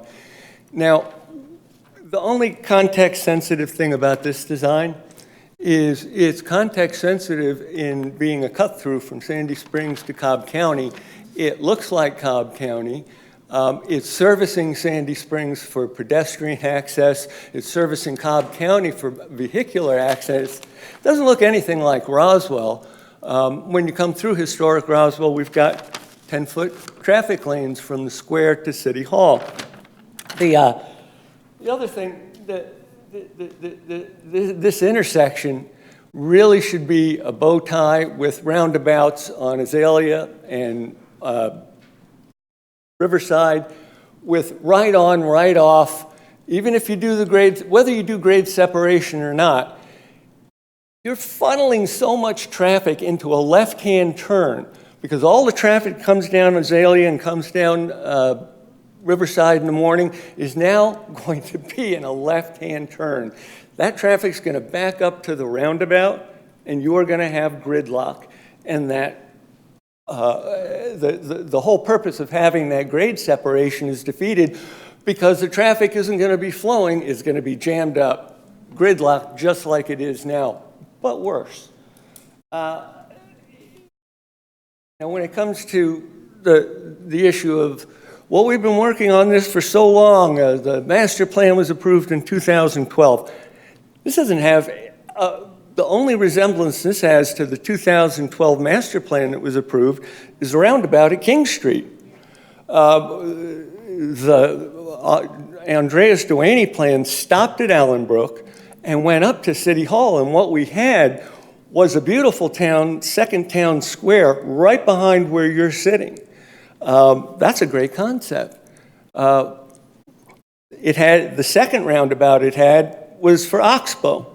So nothing like 2012. So all the public participation that you had, it was up to 2012, and then the plan changes absolutely, completely differently. 2 bridges, you can't make use of the old bridge there?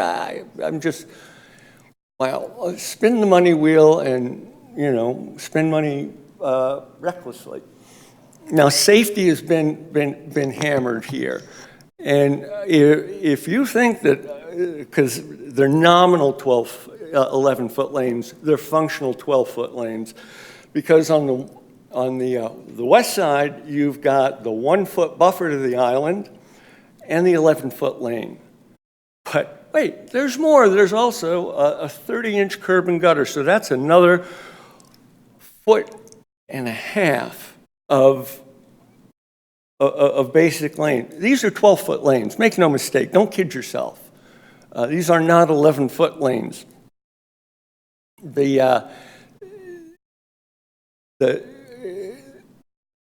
The speed that you're going to have people going down in these 11-foot lanes, now that it's open for truck traffic, not that it's open now, but you are inviting the truck traffic. You're going to have fewer accidents, but they're going to be more severe because you're going to have bigger vehicles going faster down that hill, and now you're going to have a sidewalk on that side, 2 feet off the roadway. That's not my idea of safety. Is it your idea of safety? That's a joke. That's a dangerous condition. Thank you, sir. We appreciate your comments. Is there anyone else that would like to come forward and speak? Yes, sir. Please come forward.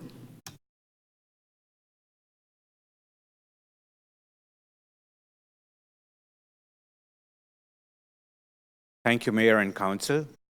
My name is Ashok Nagrani. I'm a long-time resident of Roswell. I've been living here since '73. I have my businesses in Roswell, and currently I have a shopping center in which I have my offices on South Atlanta Street, and the design of the road as it is right now will severely impact the utility of my shopping center. I have a very popular restaurant as one of my tenants, and I imagine every one of you has probably eaten up there. It's the Amalfi restaurant. You will be taking up half my parking lot during the construction period, and parking as it is the only limiting factor for the restaurant's business. So by doing this, you're pretty much going to destroy his business, and you're going to impact the value of my property by at least 50% of its value because there won't be enough parking out there. Then you're going to cut down a 75-year-old willow oak and 3 other trees that are at least 25 years old because they had been there when I moved in. The property next to me is going to be affected even more severely because the entire parking lot in the front is going to get eaten up. And there are 3 more trees along that roadside. So my question is, why can't we be, we say this is going to be context sensitive. Context sensitive would take into account the businesses that you're going to impact and the canopy of trees that you're going to have to cut down. I don't know what it would take to do a slight redesign and move the road more to the eastern side so that the western properties aren't cut down because on the eastern side there is space. I thank you for your consideration. Thank you, sir. Is there anyone else that would like to come forward and speak?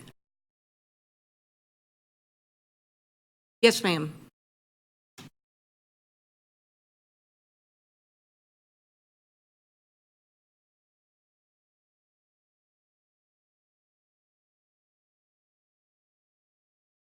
My name is Sally McKenzie, and I live at 47 Goulding Place in Roswell. A couple of points I'd like to make and questions I'd like to bring up.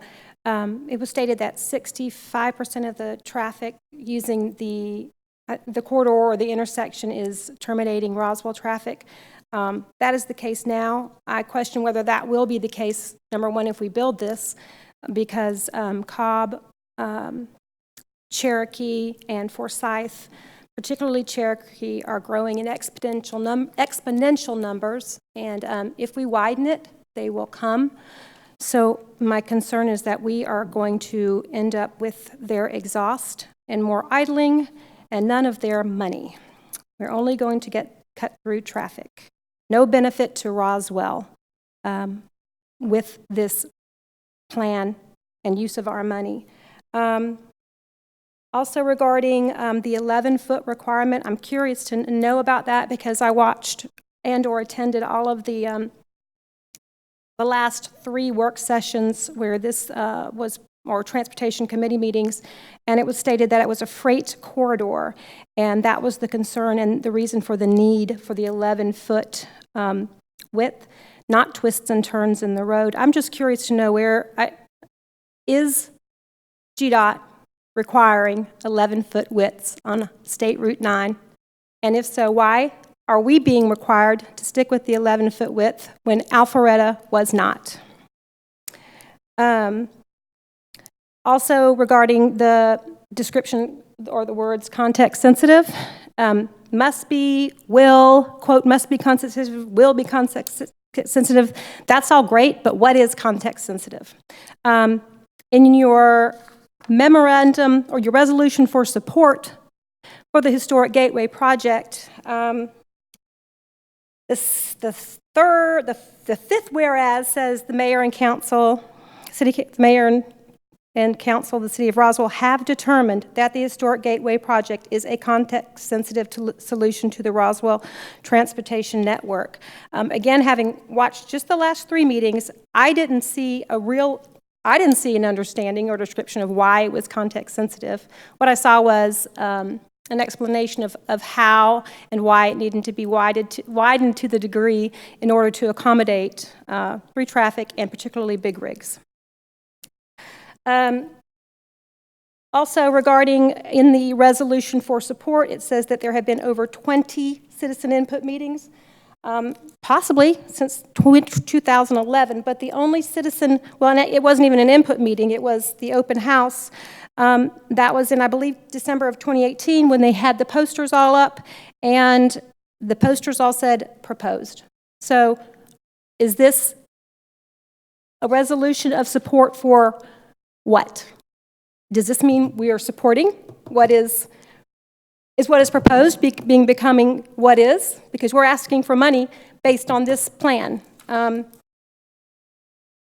of nebulous there and concerning. Also, there has been no citizen input that I'm aware of in the last, I don't know when, 2018 when they had that meeting. It was, maybe we filled out cards or something.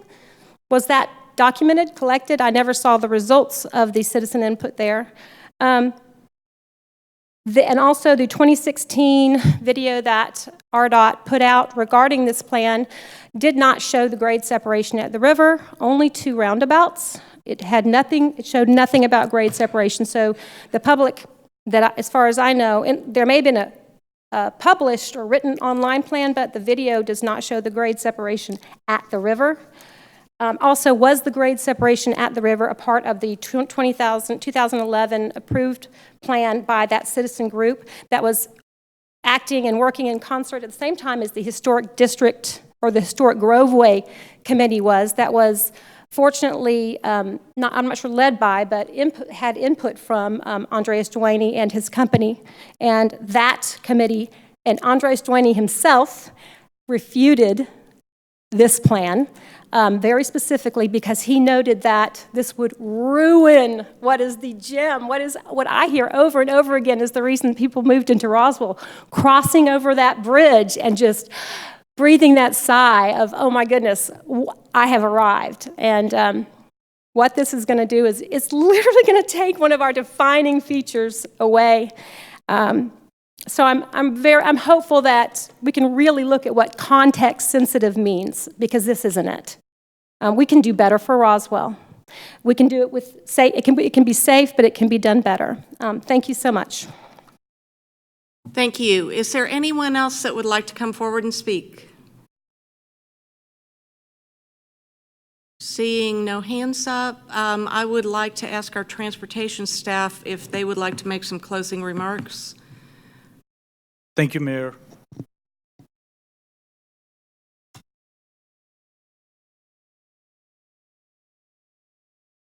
So I'll actually just very quickly clarify a couple of things. When I said the improvements to the corridor encourage the traffic, yes, it encourages the traffic to stay on.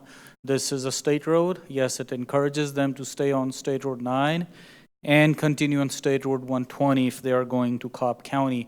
What that helps is that traffic does not cut through on Azalea, which is our river corridor, and Villio. Friday night, 2 days ago, there was a fatal on Azalea and Villio. So the project as proposed, it encourages traffic to stay on. The traffic is already here. So it encourages them to stay along Highway 9 and 120 if they're going to Cobb County. The 11-foot lane, like I mentioned before, at staff level, we have exhausted all the efforts we could. It is a political fight to fight, so if there is interest at the city council level, we definitely support and facilitate those meetings with GDOT staff and the politicians level. On the Duani plan and the approval of the current concept back in 2012, I emailed the mayor and council last week on Friday. So it had all the necessary attachments, and it clearly explained how this concept went through the process, which concept Andre Duani did not support, and how this got approved back in 2012. So that was an email last week to you. I believe it was Friday, but I can resend if any of you like. On the context-sensitive piece, so I was walking out of my office and I saw this hanging on the wall. So I'm just going to put it, Rob, can you change that, please?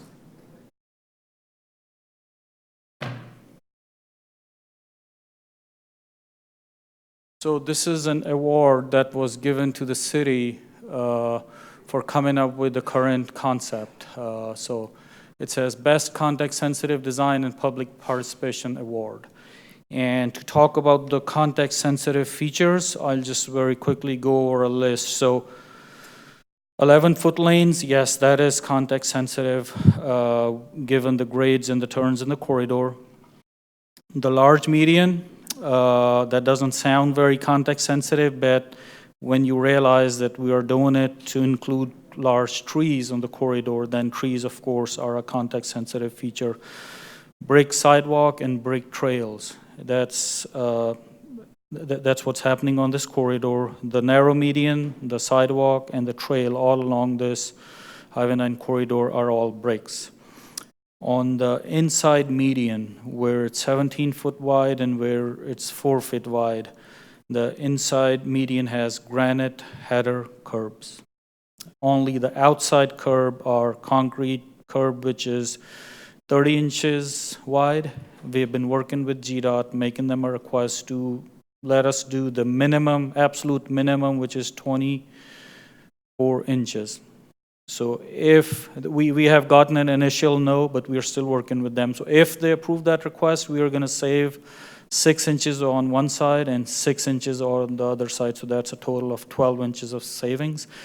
If we get that approval, we could work with our consultant. It's going to take a little bit of a redesign. They'll have to redesign all the drainage and stuff along the corridor. So with some money, and if we get the approval from GDOT, we could narrow the curb and gutter on both sides from 30 inches to 24 inches, but the inside curbs are all granite header curbs. The roundabouts, so the intersection of Highway 9, King, and Chattahoochee Street, that's one of the most dysfunctional intersection. If we put a traffic signal there, traffic signals don't operate really well when it's a 5-legged intersection. So our roundabout is a perfect solution for that. And compared to a traffic signal, which has wires hanging all around and, red, yellow, green lights, staff believes that a roundabout with a landscaping a center island is a much more context-sensitive solution. And as I mentioned before, because of the roundabouts, the footprint of the area between the two roundabouts is narrower as compared to if we were going to have to provide the left turn lanes to accommodate the exiting traffic from the driveways. We are also working to get brick pavers in the truck apron. Normally what we do is it's stamped asphalt that looks like brick pavers, but it's actually not anywhere at any of our roundabouts. But for these specific ones, since they are in historic district, we are looking into the option of providing brick pavers in the truck apron. I already said about the grade separation. It sounds massive, but please understand it. There is no impact to 3 quadrants of that intersection because we are grade separating it. There is no bike lanes on the corridor because we wanted to keep the footprint to a minimal. Instead, we are doing a trail only on one side to accommodate all modes of traffic, including bicycles, to keep it a multimodal corridor. And I already mentioned the award that's up on the projector. So those are all the points I noted that I wanted to clarify. Thank you, sir. and I'll open it up for public comment. What I would like to suggest going into this is, we've talked about the 11-foot lanes, possibility of dropping those to 10.5, and then also the curb and gutter going from 30 inches to 24 inches. Mr. Ruff, would you please confirm for me that GDOT can make those changes as they move along with the project, correct? For the narrower lanes and the narrower gutters? Yes, we can continue to work with GDOT and bring forward city's request one more time. And what I would like to suggest to this council is that I would like to send a letter to GDOT letting them know that we would like to see these improvements. If they can see their way through getting that done, it would just show our support. I can also support the change in wording from the Gateway project is a context-sensitive solution to must be. And the reason why I support that is it is now, but any changes GDOT makes to it must be context-sensitive as it is now. So I could support that as well, but I would like to have council's approval for me to work with GDOT in order to try to get the 10.5-foot lanes and the 24-inch curb and gutter. And I think that if we let them know that we are very supportive of those changes, perhaps they will be able to see their way clear. Councilmember Tizer. Thank you, Mayor. I've had a chance over the last couple of weeks to meet with a number of citizens, at least one of them's here tonight, and spent a significant amount of time listening to thoughts and comments about things, some of which the mayor just spoke about. I think what we're voting on tonight is not the final design, but a grant application, okay? And I'm going to reserve my vote on the final design until I see a final design, okay? What I've seen and heard from some of the citizen groups that I've talked to, citizens that I've talked to, are things that can be done within the footprint, things that increase the amount of grass space or tree space, or move median from here to there, or move, from one side to the other. Those are all things that seem interesting and possible. But I would say that delaying this project and making it go another 10 or 12 years before we do it, we'll never have those sidewalks and those bike lanes and the things that we want down to the river. We'll have 13 bus stops that are dangerous as we have today. We'll have people, once a week getting injured. All those things will continue to happen. But again, we're voting today on an application for a grant. This council, to my knowledge, has not voted on a design. I think that was a prior council that put forth this design. And if it comes forward to us for a final design, that's when we'll vote, or I will decide how I want to vote on that final design. But at this point, I'm supportive of the changes. I'm supportive of the mayor putting together a letter to ask for those changes, because I think those will make a fairly significant difference, especially if that same space can be used for either more trees or more median, depending on what you're building where. Thank you. Mr. Ruff, could you please explain to the audience in this council a project of this magnitude and the years that it will take in design, and once you really get into the meat of this, that there could be changes throughout this process. So when would you say that we would have a, quote, final design? So like I said, we are at 60% design. And I want to clarify one more thing that, so this is federal dollars for construction. We have always followed the federal process because we knew Roswell wouldn't have 32 plus 10 plus 6 or 7 million. That's a lot of money for the city to spend. So why these projects are taking so much longer is because we are following the federal process to enable these projects for federal money. That's why it takes so long. If it was all local money, we could, Big Creek Parkway, that's a bigger price tag than this. But we're moving much faster on that because it's all local money. On the changes, so like I said, we have come to the point where some basic elements of the project, within the existing footprints, of course, with the approval of GDOT, we must follow the standards and specifications, that are specific for a state road. It is a state road. So we must follow those, but of course, we have worked with GDOT. We have gotten down to 11-foot lanes. We'll continue to work, and these small changes, minor changes, staying within the current footprint, it's only just a little bit more redesign money, that's all it is. So we'll continue to work with GDOT to implement some of the things we heard tonight, and bring them back to you for with proposals and estimates for some redesign effort if GDOT approves. Thank you, sir. I also would like to recognize the chief. Obviously, you came up to the podium for a reason, so I would like to let you speak. Thank you, Mayor and Council.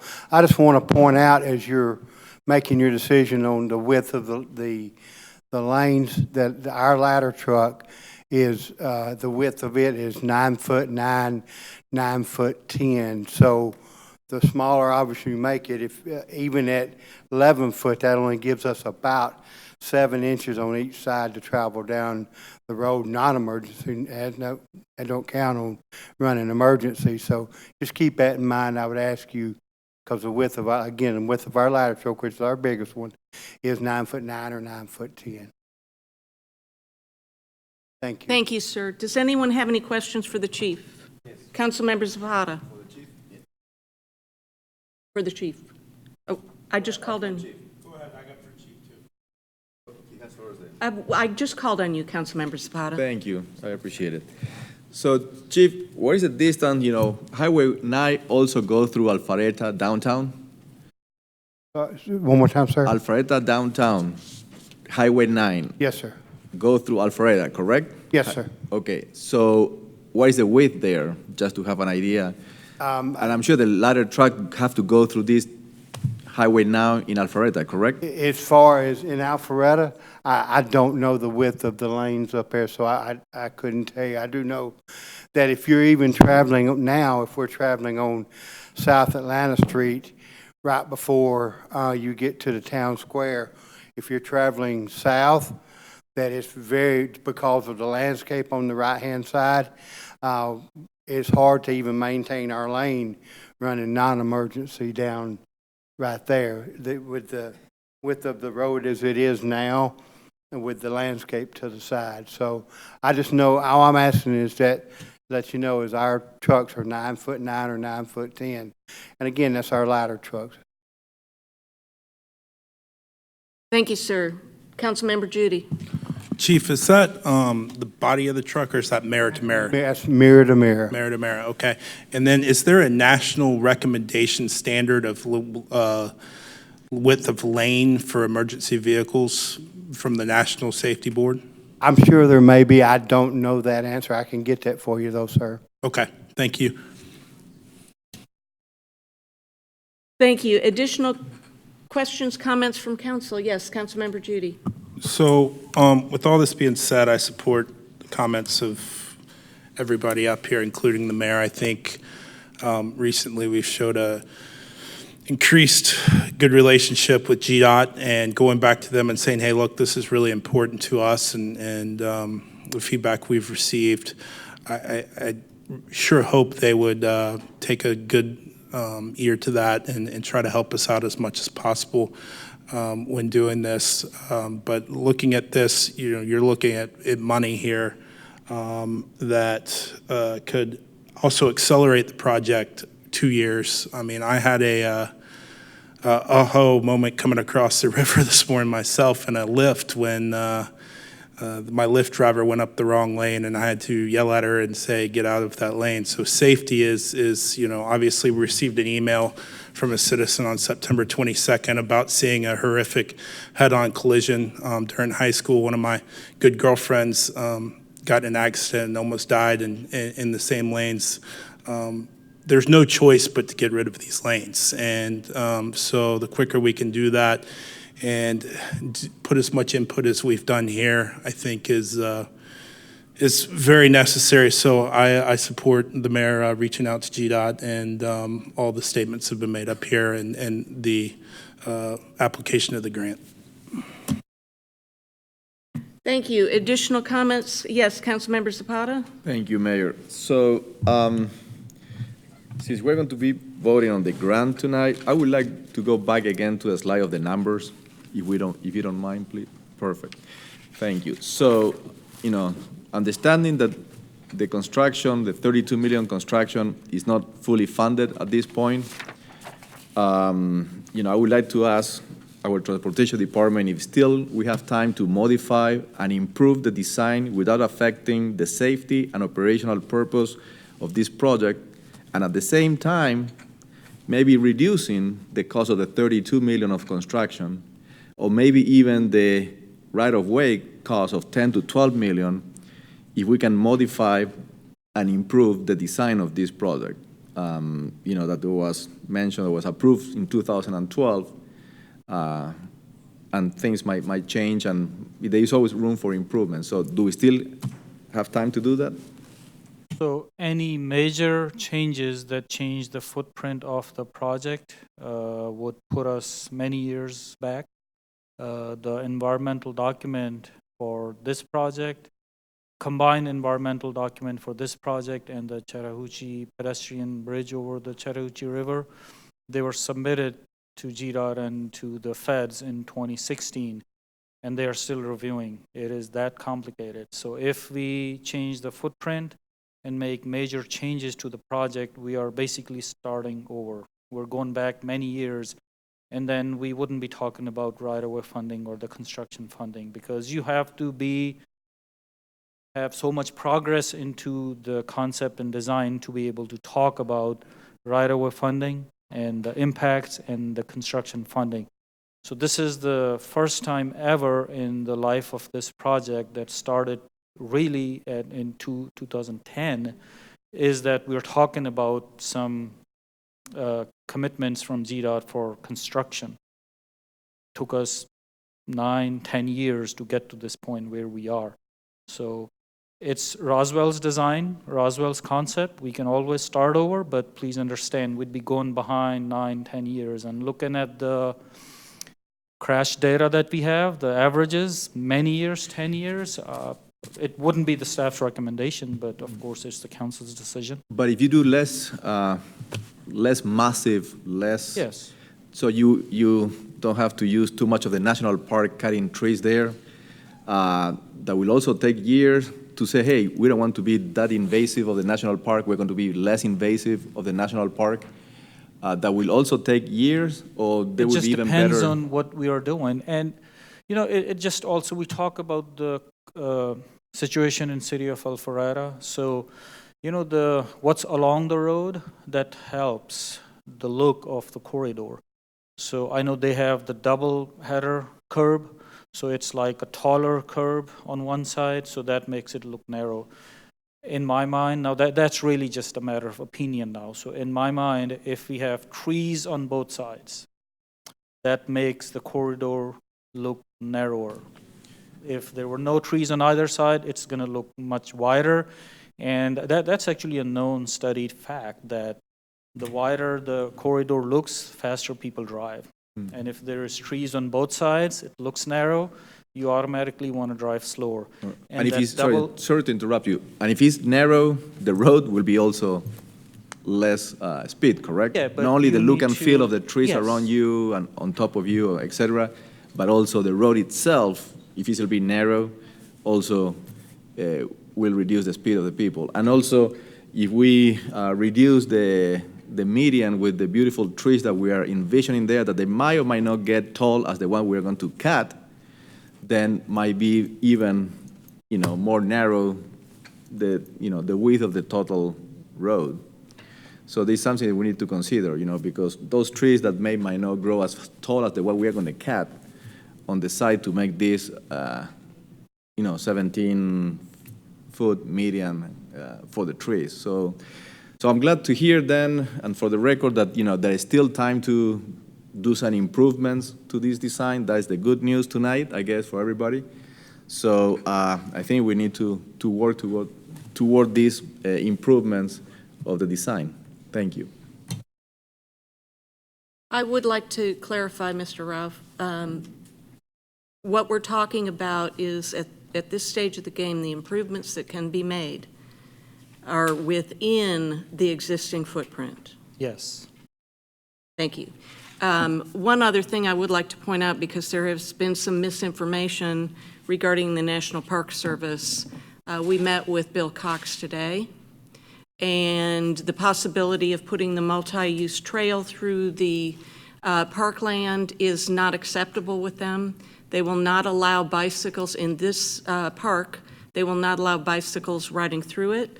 They would be happy to have bicycles come to it, but they cannot ride through it. So any information out there that people are disseminating stating that the National Park Service is open to us having a multi-use trail to meander through their property is incorrect. They will not allow that. Are there any other council? Yes, Councilmember Palermo. Thank you, Mayor Henry.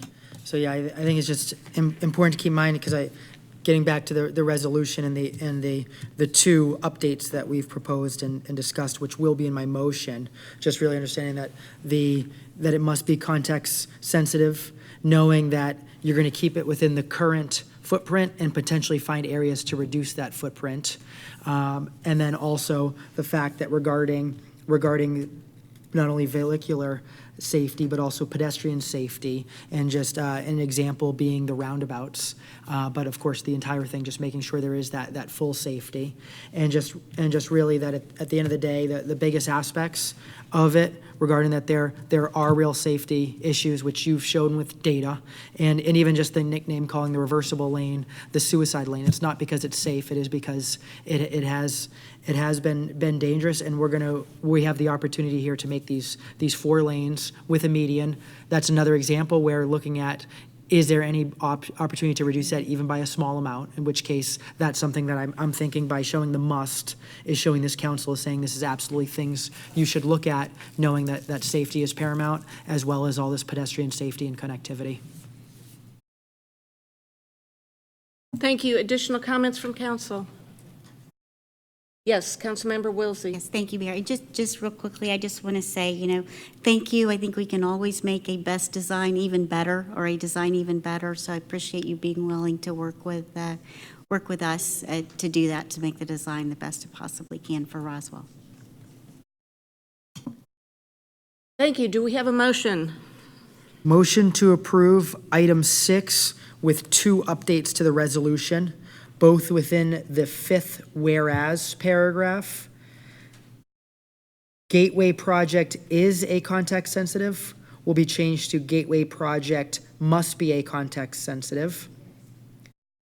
And network and will provide significant pedestrian will be changed to network and must provide significant pedestrian.